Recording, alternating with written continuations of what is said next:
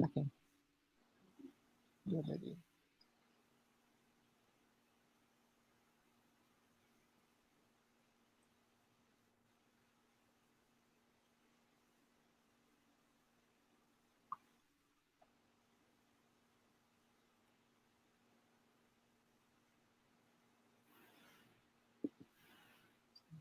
me escutando bem aí, Marcel? Estou ouvindo bem. Você me ouve bem? Tá perfeito. Obrigado, hein? Muito obrigado. Legal. Aí, recebendo aí questões aqui da gente conversar. Eu acho que eu estou vendo algumas pessoas entrando, temos aí umas 70 pessoas agora. Eu acho que, primeiro, a todos vocês que entraram agora, o Marcel aqui aceitou meu convite para responder algumas perguntas.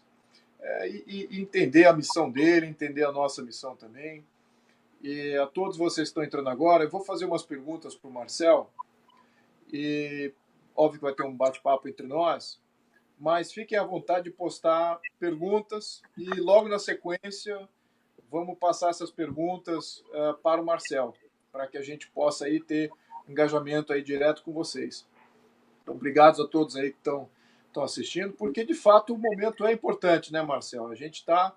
Esse cargo de presidência da Câmara só entrou no consciente da nossa população depois do Cunha, né? Depois do ativismo que viu que dependia do que o Cunha ia fazer, se ele ia colocar o impeachment, não é? Porque antes do Cunha tiveram vários presidentes de Câmara, ninguém prestava muita atenção nesse cargo, mas é um cargo de extrema importância, né, Marcel? Por causa da agenda, como é que você está vendo isso?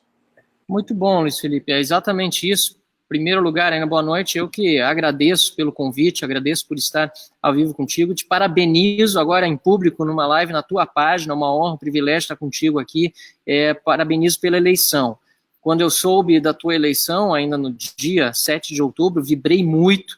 Você é parte também dessa história recente do Brasil, de ativismo, de mobilização de rua, de pedido de impeachment, de apoio à Operação Lava Jato, tudo aquilo que nós lá em Porto Alegre também fizemos, pedindo realmente uma política mais limpa e combatendo os verdadeiros inimigos do Brasil, que nos legaram uma economia em frangalhos, uma crise econômica terrível, uma crise política sem precedentes, e você tem um preparo fantástico para tratar disso aqui no parlamento. Faz falta, ou fazia falta, pessoas com o teu preparo para tratar de reforma política de verdade e não propor, como sempre tem sido proposto nos últimos anos, apenas puxadinhos que às vezes pioram, inclusive, a situação, e uma crise moral também que não teve precedentes. O PT acabou corrompendo as próprias instituições, a democracia, e nós estamos aqui no parlamento, eu estou aqui no parlamento federal, no Congresso Nacional, na Câmara dos Deputados,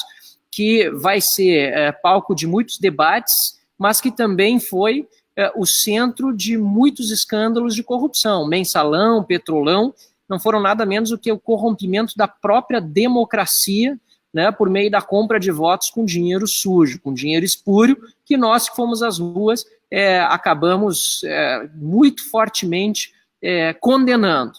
Né? E agora as urnas demonstraram que o caminho a seguir era o da renovação.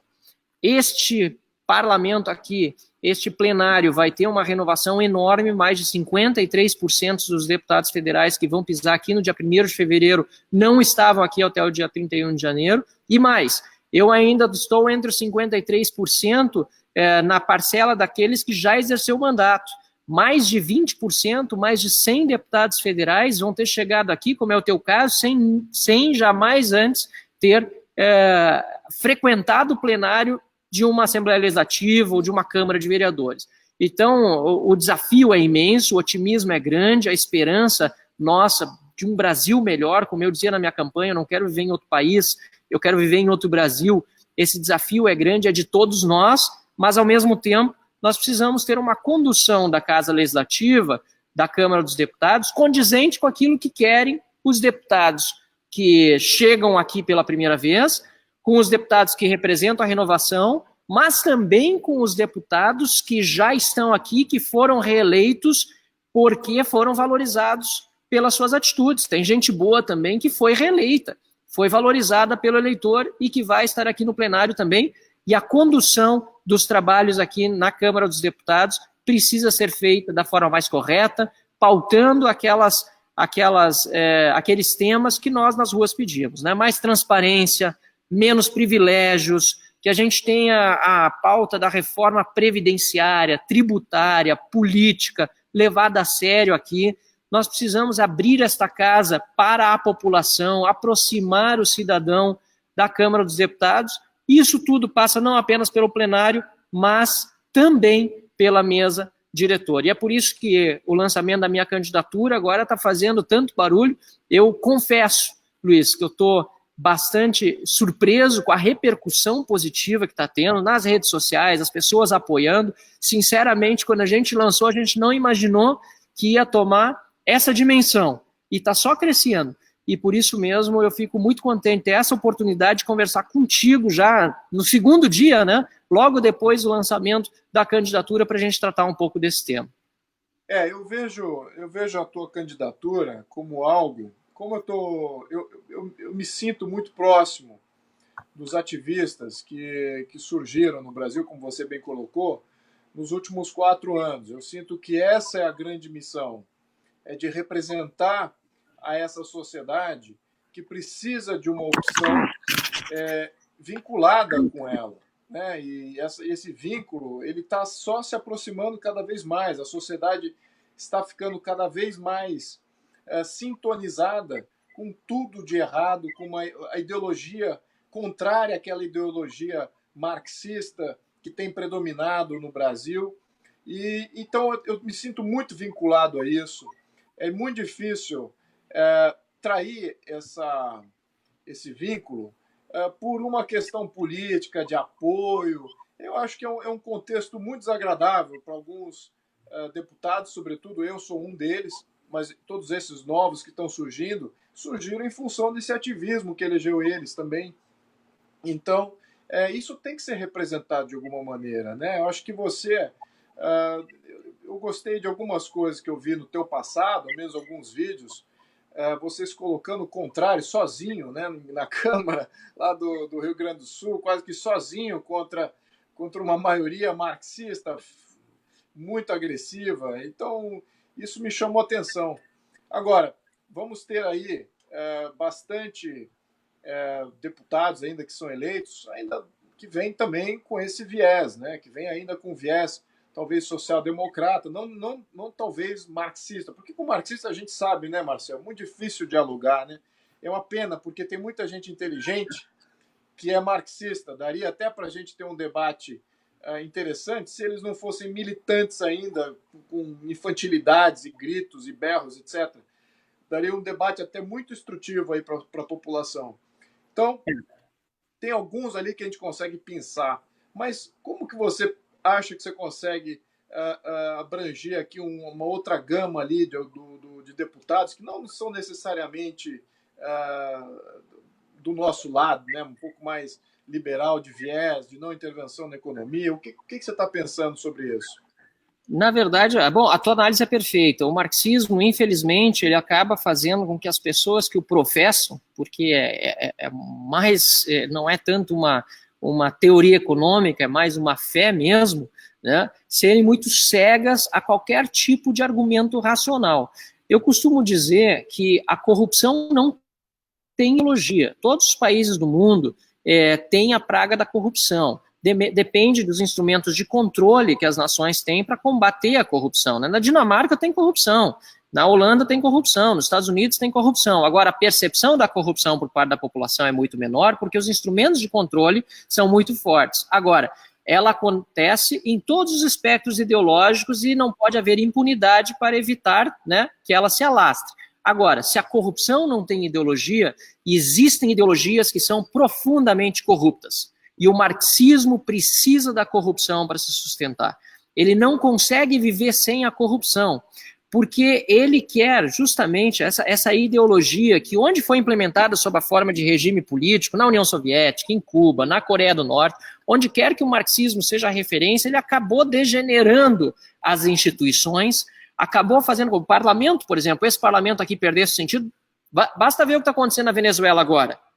Na Venezuela, um líder dentro do parlamento agora conseguiu se sobrepor e provavelmente vai conseguir, com o apoio da comunidade internacional, se tornar o presidente legítimo. Mas se depender do Maduro, o parlamento não existe mais. Tanto é que ele anulou o parlamento na Venezuela, né? A Assembleia Nacional. Eu estive lá no dia 6 de dezembro de 2015, naquele período de dezembro das eleições parlamentares.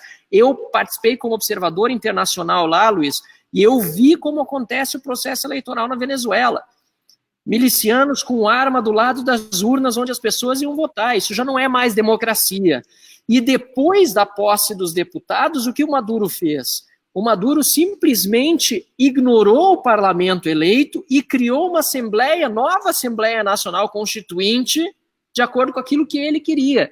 Então, esse marxismo, ele acaba corrompendo as instituições, é a fonte de toda a corrupção nesses países e precisa ser combatido. E eu tenho uma visão muito clara a respeito disso, e é por isso que muitas vezes os meus discursos acabam viralizando, acabam chamando atenção, porque eles chamam justamente as pessoas à responsabilidade, dizendo: não vamos estar ao lado de ideologias corruptas, de ideologias que matam. Nós precisamos conservar os valores que levaram as instituições a se desenvolverem e que permitem também, com muita liberdade, que o progresso ocorra e a gente possa ter, talvez não um sistema perfeito, que é impossível, mas dentre aqueles que existem, a democracia, como diz Churchill, e é sempre parafraseado, vira até clichê, mas ele disse exatamente isso, que a democracia pode ser uma porcaria, mas é o melhor dentre todos os sistemas já inventados. Então nós precisamos preservar a democracia, mas a democracia com adjetivos. Também gosto de dizer isso.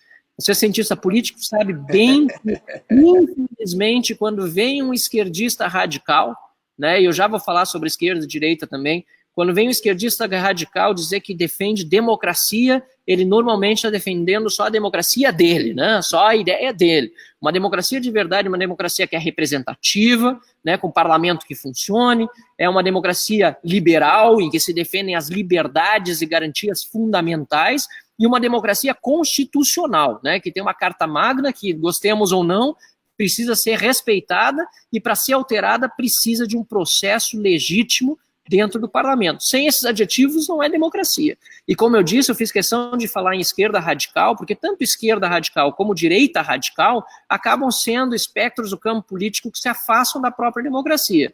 Eu gosto de dizer, a minha direita e a minha esquerda sempre vai ter alguém. Sempre. O que nós precisamos é ter a parcimônia de identificar nos nossos antagonistas, nos nossos eventuais opositores, pessoas que podem ser vencidas em um plenário com base em argumentos e não com base em falácia, em retórica vazia, porque aí a gente acaba identificando no nosso adversário um inimigo a ser eliminado. E, de novo, essa é a visão marxista da política, é ver o opositor como um inimigo a ser eliminado. O paredão em Cuba é um exemplo disso, os gulags na União Soviética são exemplo disso, os campos de concentração que ainda existem na Coreia do Norte são exemplos disso. Nesses casos, opositores políticos da Venezuela aqui do lado são tratados à bala. Não, numa democracia representativa, liberal, constitucional, em que há esquerda, em que há direita, os opositores são vencidos com argumentos dentro de um debate que seja de fato livre e democrático. Exatamente, Marcel. Eu acho que a gente tem que trazer nesse desafio escolher aqueles para validar o autodebate. Eu vejo muitas vezes até personalidades de partidos de esquerda que têm uma capacidade de diálogo, que são razoáveis, talvez não sejam de esquerda radical marxista, porque aí já desqualifica a pessoa, mas que seja uma esquerda mais moderada, um social-democrata não revolucionário, né? E esse dá para você dialogar com eles, né? E trazer para o autodebate questões nacionais que suprapartidárias, que afetam a nossa estrutura de poder e uma série de coisas que aí coloca a gente numa eterna instabilidade. Então eu vejo uma missão aí muito grande, nossa, como parlamentar, né, você também, aliás, parabéns pela sua eleição, você foi um dos mais bem votados aí, foi certamente do seu partido, e acho que imagino do seu estado também, né, Marcel? Isso, exatamente. Então, quero agradecer aqui, aliás, a todos os eleitores gaúchos, eu sei que muitos seguem você aí também, tem muita gente no Rio Grande do Sul que te segue. Eu quero agradecer a todos os 349.855 eleitores que me deram a honra de ser, de fato, mais votado no Rio Grande do Sul e ocupar uma cadeira aqui na Câmara dos Deputados como o 7º mais votado no Brasil. Mas o mais importante é estar aqui, né? É ser deputado federal, independente da votação, para poder defender as pautas que me trouxeram até a Câmara dos Deputados. Sim, essa tua experiência prévia, você tem uma combinação que eu acho que curiosa, que os ativistas que entraram para a política agora, eu estou me incluindo dentro destes, não têm necessariamente a experiência do que é ser um representante político, do que é o regimento interno e o quão oneroso isso é em questão de tempo, em questão de energia, e também em termos de composição de bloco e diálogo com partidos. Isso tudo é uma coisa nova para os ativistas que entraram na política. Você tem esse lado de experiência junto com o lado de ativismo. Então, isso que eu acho que é curioso nessa tua proposta de candidatura à Câmara. Eu vejo também que você tem uma propensão a fazer as reformas do Guedes, né, com relação às reformas de Previdência, equilíbrio fiscal. Também temos reformas tributárias, reforma da CLT. Como é que você está vendo isso? Como é que você estaria encampando isso? Como é que a tua visão geral dessas reformas que o Guedes está propondo? Vamos lá. Bom, são duas perguntas em uma, né? A primeira parte sobre o regimento interno, até está comigo aqui, um regimento interno que é facilitado, muito boa edição, para todos aqueles deputados que estão começando o mandato, recomendo, está super bem comentado, e tem sido muito útil para mim, porque a gente precisa realmente saber, isso aqui é a Constituição da Câmara dos Deputados, né? Tem que ser feito tudo dentro da regra. E um dos problemas que eu observei na Assembleia Legislativa como deputado estadual, e agora estando aqui na Câmara dos Deputados, já trabalhei aqui como assessor parlamentar durante 2 anos, mas agora muitas coisas mudam ao longo do tempo, e eu ouvi bastante nesses últimos meses, que eu tenho vindo praticamente toda semana para Brasília, é que muita coisa dentro do regimento interno não está bem clara.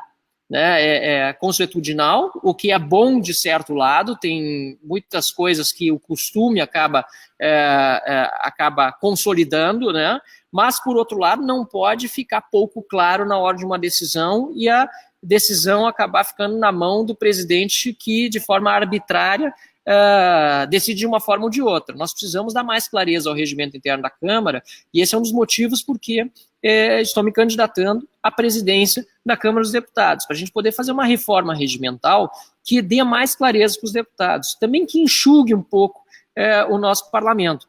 O número de comissões hoje ele é muito grande, isso foi inclusive na época do deputado Eduardo Cunha, quando ele foi presidente da Câmara. O que eu ouvi aqui... Né? Oi? Temos mais de 1.000 comissões, mais temporárias tem... frentes parlamentares tem mais de 1.000, exato, que é demais, mas comissões de trabalho aqui são 25 comissões. Então, imagina, isso foi feito justamente para privilegiar algumas lideranças dentro da casa, dar protagonismo para alguns deputados, mas prejudicou no conjunto a Câmara como um todo, porque quando está tantas comissões, 25 temas diferentes, é difícil trabalhar, é difícil acompanhar tudo o que está acontecendo. É que nenhum governo que tem 40 ministérios.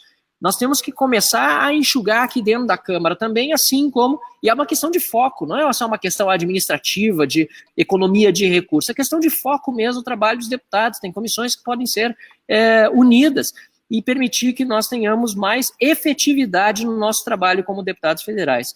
Mais um exemplo que eu posso dar e que eu acompanhei na Assembleia Legislativa do Rio Grande do Sul, às vezes as discussões são infindáveis, ainda mais com o número de partidos políticos. Lá na Assembleia eram 16, aqui serão 30.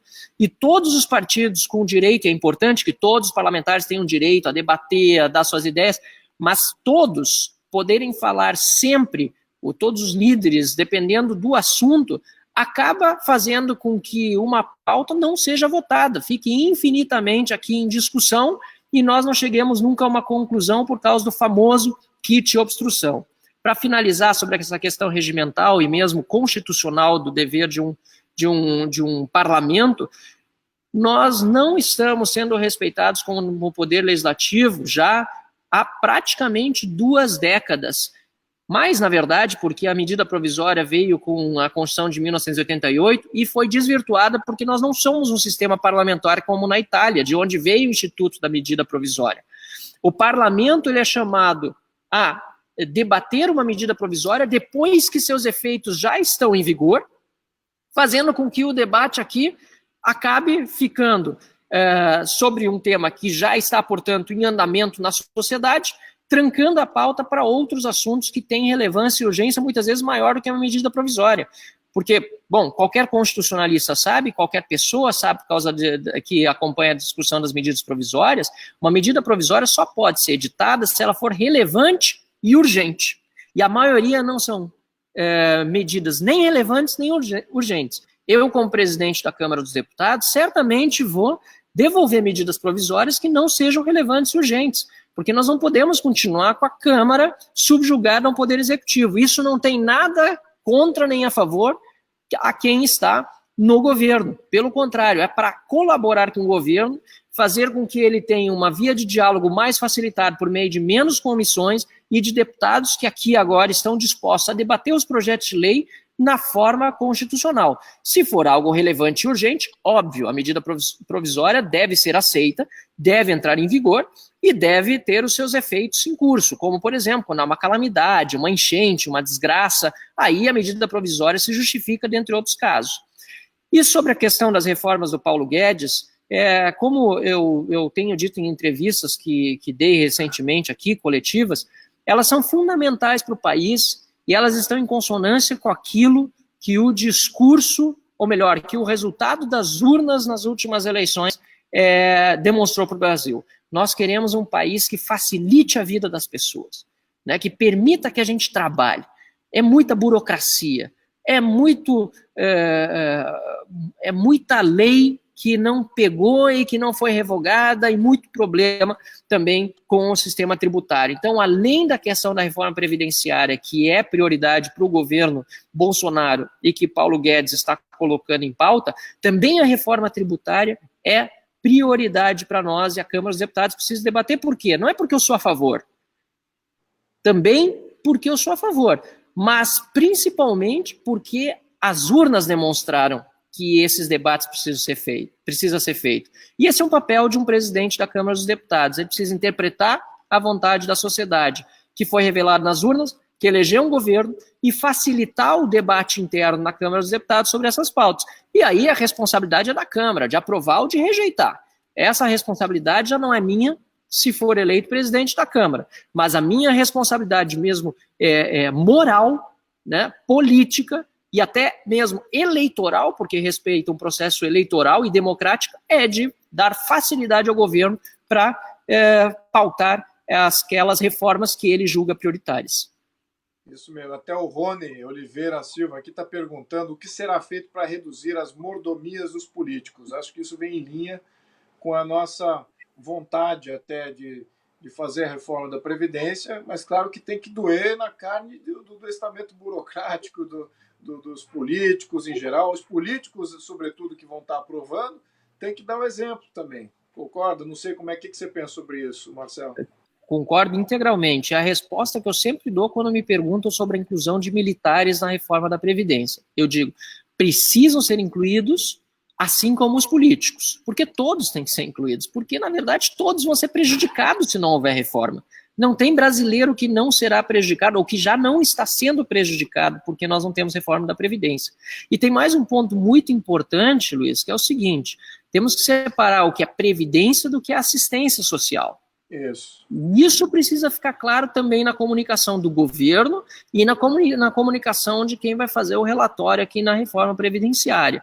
É muito importante a gente separar as duas coisas. Até porque o que está acontecendo hoje é que o dinheiro para tapar o furo da Previdência e para a assistência social, esse dinheiro sai de onde? Da segurança, sai da saúde, dos hospitais que estão precisando de dinheiro, sai da educação. Não tem, o cobertor é curto, se você puxar de um lado, descobre o outro. Então a Previdência, a reforma é fundamental para que a gente de fato tenha um país com mais segurança pública, que é o primeiro dever de um governo, mais saúde de qualidade e educação básica, principalmente, né, para aqueles que querem ter uma oportunidade na vida.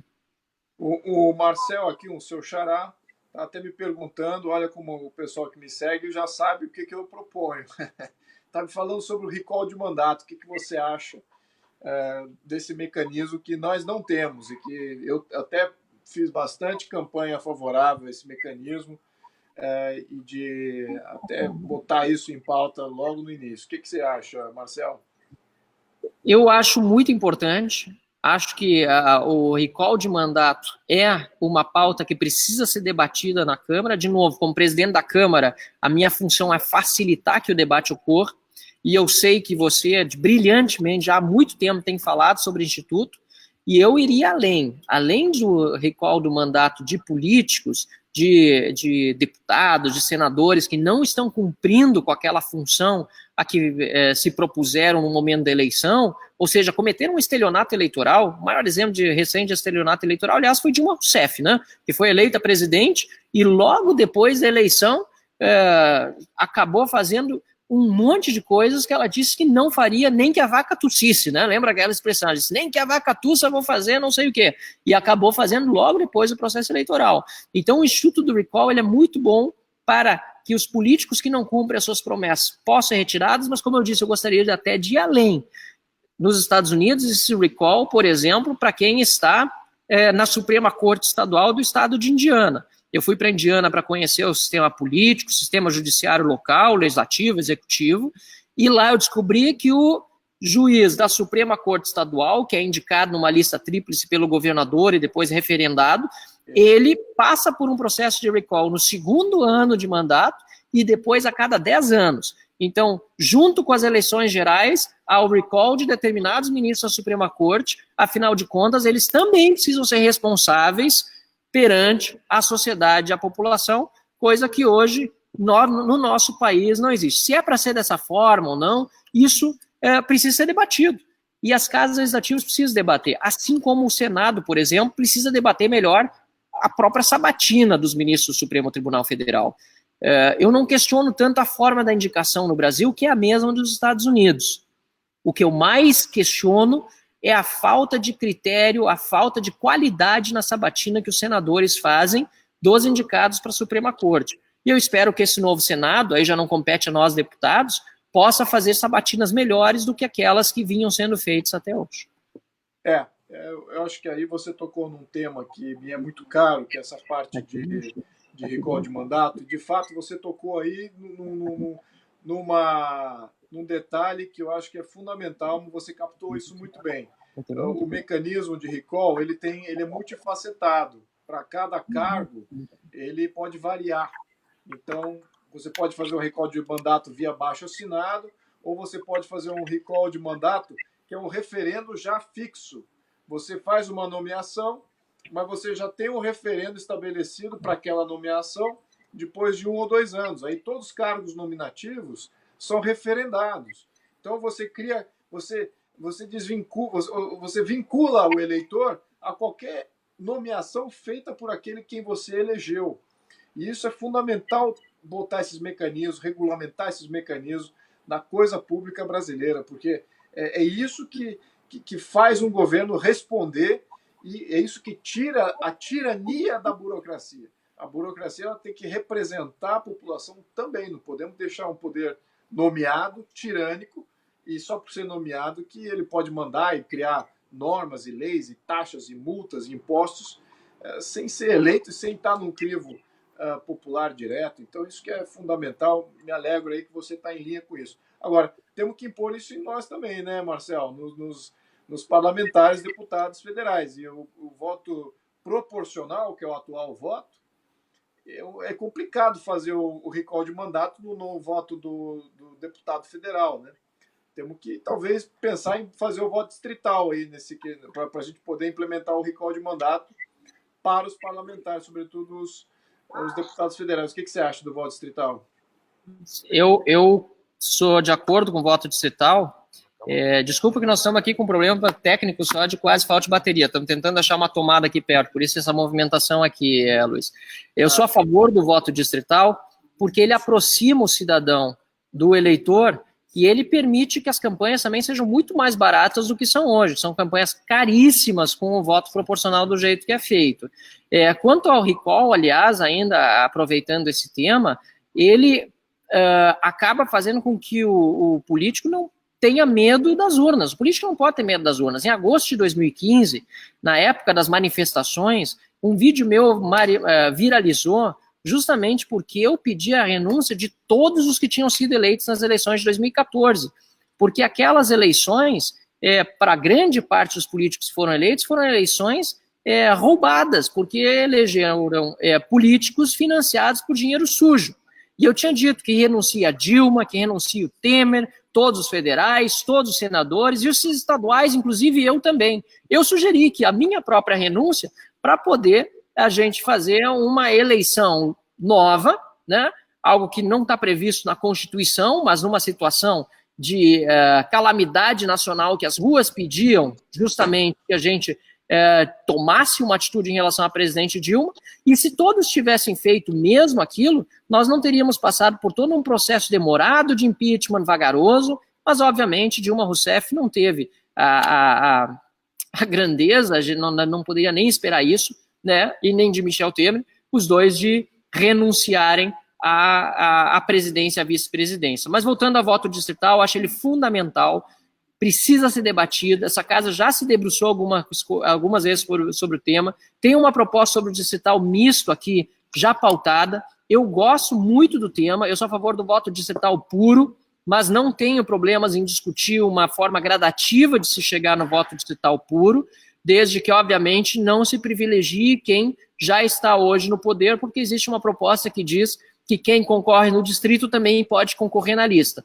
Aí é um prêmio, né, de consolação para quem não se elege no distrito poder ainda ficar no primeiro lugar da lista do partido. Essa é a proposta mais avançada aqui na casa, e dessa proposta eu discordo pessoalmente. Mas, de novo, como presidente da Câmara, minha função vai ser deixar com que esse tema seja debatido, e a proposta do voto distrital me agrada muito, porque é o primeiro passo, tanto para uma reforma política de verdade que reduza os custos, aumente a proximidade do eleitor com o eleito, como também, eventualmente, leve ao parlamentarismo, que também é um sistema que tem a minha preferência pessoal, mas que precisa de um preparo institucional para que possa ser implementado. Agora, de novo, essa é uma opinião pessoal minha. A presidência da Câmara precisa estar aberta a uma reforma política, e isso sim nós vamos pautar. Para concluir essa resposta de reforma política, nós temos uma predileção também para uma reforma que acabe com o fundo partidário, que acabe com o fundo eleitoral,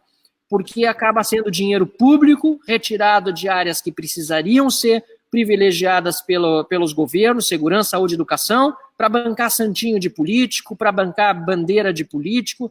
Não é essa a finalidade do dinheiro público. Nós precisamos voltar às doações de pessoas físicas que hoje são permitidas, mas ainda num limite são muito limitados, para que o cidadão sinta, inclusive, mais parte do processo eleitoral.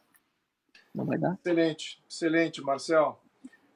Só algumas questões aqui para finalizar, que eu acho que alguns seguidores aqui estão colocando algumas questões que são interessantes. Assim, do ponto de vista de idade, você vê isso é um problema com relação à sua idade e ser presidente de Câmara? O que você está achando sobre isso? Tem alguma legislação que te proíbe disso ou não? Não, é muito importante essa pergunta. Até deixa eu aproveitar e abrir o regimento interno aqui. Eu não tenho a Constituição Federal, mas sei o artigo 14 da Constituição Federal fala das condições de elegibilidade de um presidente da República. Isso é uma coisa. São coisas diferentes de condição de elegibilidade de um presidente da Câmara dos Deputados, tá certo?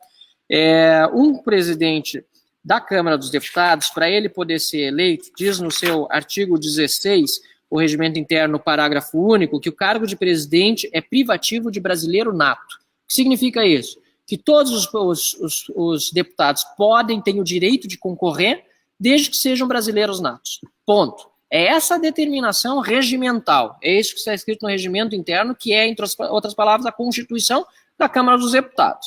Então, qualquer um dos 513 deputados, sendo brasileiro nato, pode concorrer. O que diz a Constituição sobre a elegibilidade de um deputado federal? Ele precisa ter no mínimo 21 anos de idade, ou seja, com menos de 21 você não pode ser deputado. Bom, para ser presidente da República, qual é a condição de elegibilidade? Ter 35 anos de idade. Existe, então, uma tese de que se o candidato a presidente da Câmara tiver menos de 35 anos e for eleito, ele sai da linha sucessória da presidência. Isso não é verdade, porque são poderes independentes. Quando o presidente ou o vice se ausentam, ou melhor, os dois se ausentam do poder executivo, o poder legislativo é chamado a temporariamente ocupar a vacância por meio do seu presidente, que pode ter menos de 35 anos de idade, mas é temporário e depois ele volta a ser presidente da Câmara. Seria um absurdo imaginar uma Câmara com 513 deputados com menos de 35 anos não poder ter um presidente da casa eleito, nem tampouco ter estar na linha sucessória. Para finalizar, como eu tenho respondido também, o único impedimento para estar na linha sucessória hoje, de acordo com o STF, é ser réu criminal. Este é um impedimento decidido pelo STF, mas não um impedimento tendo menos de 35 anos. E convenhamos, ser jovem é muito menos grave do que ser réu. Exatamente. Aqui tem... acho que seria o básico, né, de qualquer um que entra para qualquer partido político, que tenha ficha limpa, sem dúvida, mas que tenha nada consta em todas as chancelas da sua vida privada. A gente tem que buscar, assim, os melhores para entrarem no sistema político, e o sistema político, em função dele próprio, da mídia e de toda uma outra série de influenciadores negativos, tem afastado gente do bem do poder público. Então, temos que rever essas leis que qualificam ou não as pessoas a entrarem ao poder público e começar a limitar aqui pelo bem, né? Começar a criar uns crivos aí de entrada, mas pelo bem. Tem o Danilo aqui que está fazendo uma pergunta. Eu sei que você está com o tempo corrido aí, Marcelo, você tem que pegar avião, mas aqui só na nossa cariação aqui, você está se dando muito bem aqui. Eu estou vendo aqui os comentários, estão muito positivos.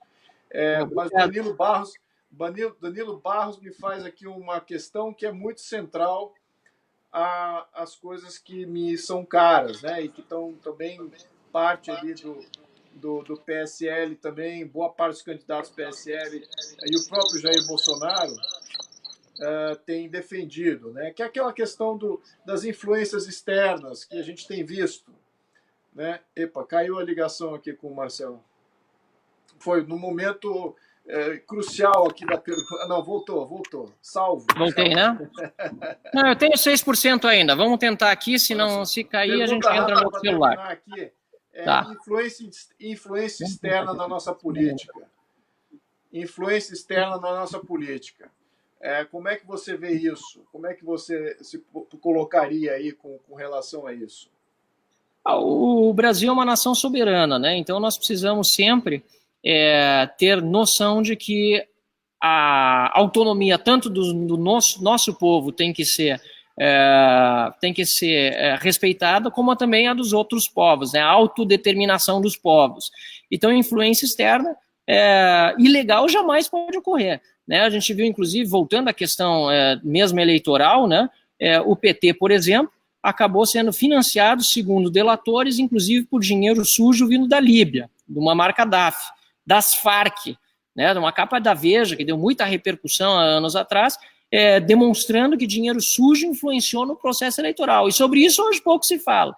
Então, nós não podemos tolerar interferências indevidas externas. Agora, de outro lado, nós precisamos também valorizar o livre mercado, reduzir as barreiras que nós temos com outros países. E para isso nós temos que valorizar, e eu acho que o Ministério das Relações Exteriores, agora com o Ernesto Araújo, também tem demonstrado bastante os seus discursos, nós temos que procurar relações comerciais com países que realmente deem para o Brasil benefícios comerciais. É óbvio que a gente tem que fazer relações com todos os países, mas a gente não pode ficar se relacionando apenas com parceiros ideológicos, como o PT fez no passado com a tal da diplomacia megalomaníaca. Lembra bem daquilo?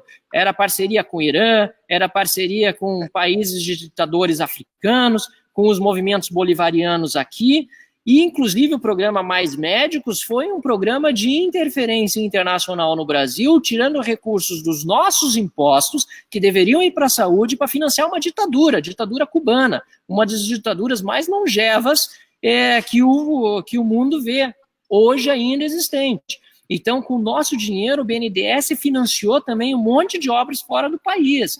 Isso em troca do quê? De interferência também na nossa política interna, como Cuba fez com os programas Mais Médicos e como a gente viu várias vezes acontecer. Então, realmente, isso é uma preocupação. Eu sei que você vai exercer um papel fundamental aqui na Câmara dos Deputados, na Comissão de Relações Exteriores. Eu sei que você vai brilhar, Luiz Felipe. Eu estava, antes de ser candidato à presidência da Câmara, muito feliz com a possibilidade, nós internamente estávamos debatendo no partido, de eu ser um dos membros da Comissão de Relações Exteriores, porque eu gostaria de estar ao teu lado, inclusive, debatendo esses temas, falando nisso. Tenho relações, eu estudei relações internacionais, eu estudei no exterior, na Holanda, na Dinamarca, nos Estados Unidos, voltei para o Brasil porque amo meu país e quero contribuir para o Brasil e gostaria de estar contigo na Comissão de Relações Exteriores. Mas, como você está vendo, Deus me colocou num desafio maior nesse momento, e se for presidente da Câmara dos Deputados, também terei muita felicidade em poder facilitar, pautar esses debates tão importantes para as relações internacionais do nosso país. Excelente. Marcel, eu sei que você está com o teu tempo aí muito corrido, eu queria te agradecer aí do fundo do coração, porque as pessoas que votaram em mim estão apreciando isso imensamente, esse teu tempo que você está passando aqui é um privilégio que você está me cedendo, que você está cedendo a todos que me seguem nas minhas redes, porque eu tendo a dizer que os que me elegeram são pessoas de alta consciência, que a gente vai depender imensamente nessas grandes mudanças que a gente quer fazer como país. E você é uma pessoa que se demonstra com conteúdo, qualificação, com experiência, com vínculo direto do ativismo e, sobretudo, com uma vontade de fazer mudança sem medo de resistir a uma onda gigantesca vindo contrário. Eu já vi você em ação.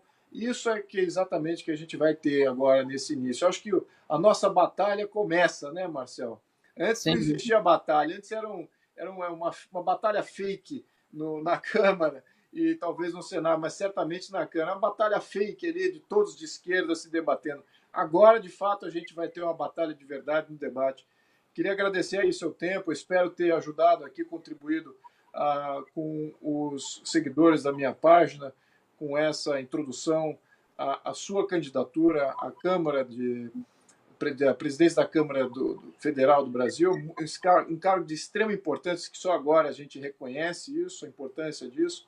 Então não podemos delegar para qualquer um, não podemos delegar e não podemos abrir mão do ativismo que nos trouxe até aqui, de 4 anos aí de um levante popular extremamente positivo, e eles têm uma esperança aí de estarem colocando gente que quer fazer mudança no comando do nosso país. Já temos aí o Jair Bolsonaro querendo fazer essa mudança, falta agora no Legislativo a gente também está promovendo os mesmos princípios. Marcel, olha, muito obrigado. Eu espero estar contando com você e fazendo outros debates aqui com os nossos assinantes aqui. Se tiver alguma última palavra. Sem dúvida, Luiz. Olha, obrigado. Estamos em 2% de bateria, então, perfect timing. Vamos concluir indo para o aeroporto, tudo certo. Eu quero agradecer a você por essa oportunidade de estar aqui, falando com os teus seguidores, que são muito qualificados, dá para ver a qualidade das perguntas, é uma pena que eu não consigo responder a elas agora, mas pessoal que está acompanhando a live, obrigado pelos comentários, pelos elogios, e agora eu vou agradecer pelo apoio que vocês estão dando aqui nos comentários e pedir, apoiem a minha candidatura à presidência da Câmara, pedindo o voto também dos outros deputados federais, de todos aqueles que são os eleitores nesse dia 1º de fevereiro. Eu não imaginava que eu estaria nessa posição, confesso a vocês, há um mês se me dissesse que eu seria candidato a presidente da Câmara, eu diria isso aí é loucura, não vai acontecer. E há uma semana e pouco, gostei da ideia, disse, vamos falar dos nossos princípios, nossos valores, vamos pautar o debate, vai ser muito importante fazer isso. E agora eu estou vendo reais chances de ganhar com o apoio de todo mundo, com esse grande entusiasmo das pessoas que querem um Brasil diferente. Esta é a oportunidade de fazer do nosso país um Brasil diferente aqui na Câmara dos Deputados. Portanto, agradeço a tua colaboração também, Luiz, a oportunidade que está me dando, e agradeço ao apoio de todos aí nos comentários. Me ajudem, vamos lá, porque assim a gente está ajudando o Brasil. Eu não quero viver em outro país, eu quero viver em outro Brasil. Obrigado. Obrigado, Marcel. Boa viagem. Valeu. Boa noite a todos.